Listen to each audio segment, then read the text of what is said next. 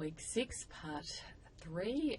We're now moving on to having a look at the performance measures, particularly financial and operational performance measures used by retailers.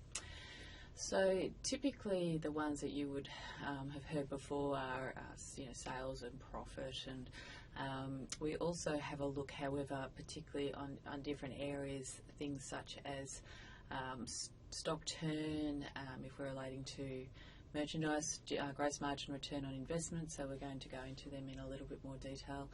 Markdowns, how much we discount our merchandise. If we're having a look at store operations, we may also be looking at things such as sales per square metre, sales per employee, sales per store, theft, shrinkage, damaged stock, looking at sales per promotional program, and all sorts of things depending what we're actually trying to measure as such. So if we start from looking at the financial components, the most important ones that we hear all the time, and if you worked in retail, you know that sales are very much focused on a daily basis. We're looking at sales compared to last year, sales compared to yesterday, sales compared to last week, sales at this time of day. So we're often just trying to make a comparison to see whether we're doing better or worse in terms of benchmarking. The same applies to profit, particularly gross profit level from the merchandise perspective, but operating profit from the net profit perspective. So we're looking for areas of opportunity, growth, whether we're declining, looking at it against budget to know whether it's where we're going well or not going well. Some of the areas we tend to focus in on is stock, being inventory, the size of the store so that we can understand per square metre whether it's performing well, number of employees and sales for that store, the type of other expenses in the business.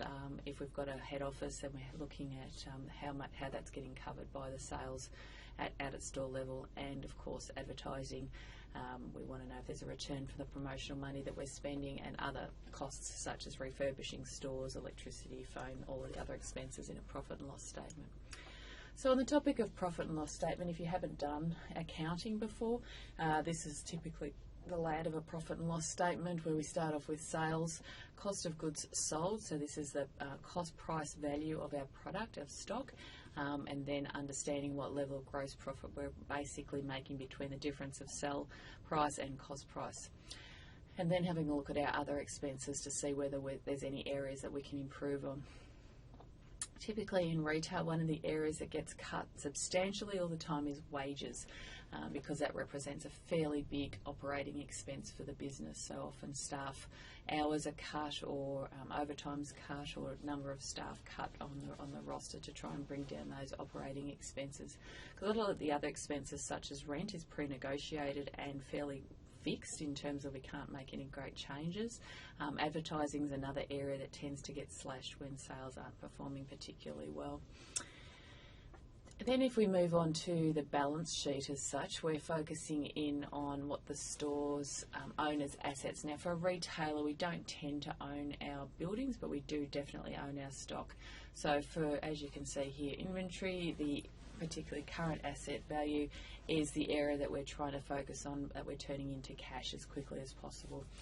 Money that is owed to us is less, probably a big component of our asset base, but the actual cash received for our stock at cash registers is what we're focusing on. So the other liabilities, of course, is money that is owed to suppliers in terms of accounts payable, so that's money owed for stock, and other types of arrangements depending on whether we owe money to the bank and things like that. So we're trying to focus in on what type of a return we're getting for mainly on stock, for how long it's taking us to get our cash for our stock, and what the payment cycle is with our suppliers.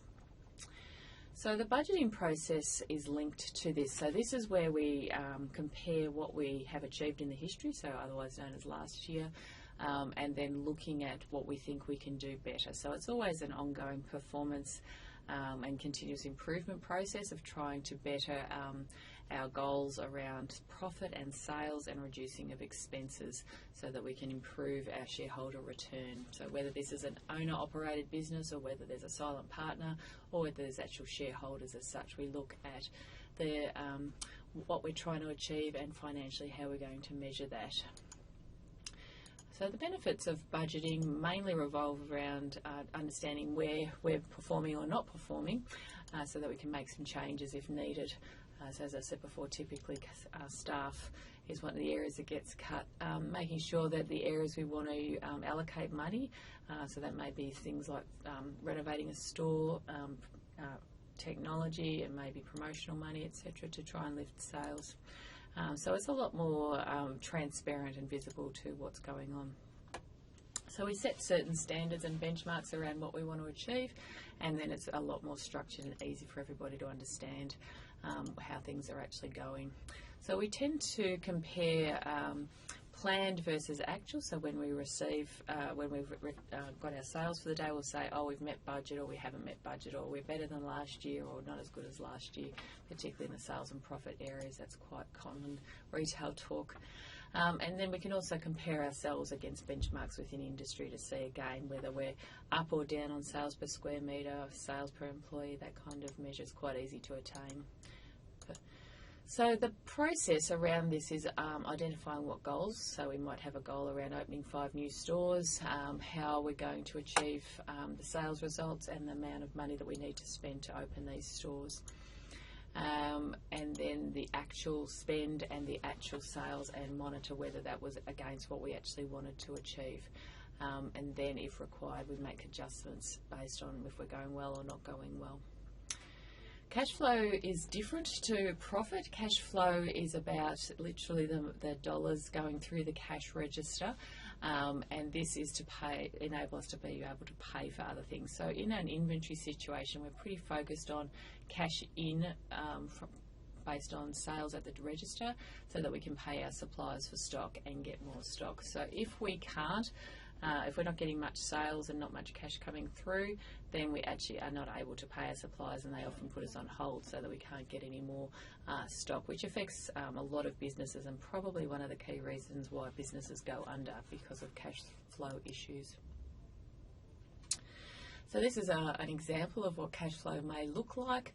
So it's very much about the money that is coming in versus the cash we have to pay for the goods, and any other expenses, particularly salaries. Of course, staff need to be paid for their work. So other things that affect our, I suppose, performance are that retail overall is relatively slow in terms of growth. So it's not a big growth area, though we see lots of stores coming and going. In overall retail sales, if you look at the data collected by the government, it's relatively slow. 1 to 5% increase is fairly normal.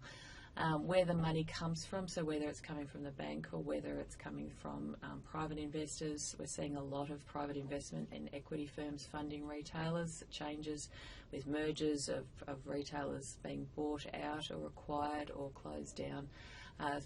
Again, bankruptcies and closure of stores is also not uncommon, mainly due to cash flow, often related to stock that hasn't sold and can't get rid of it as such.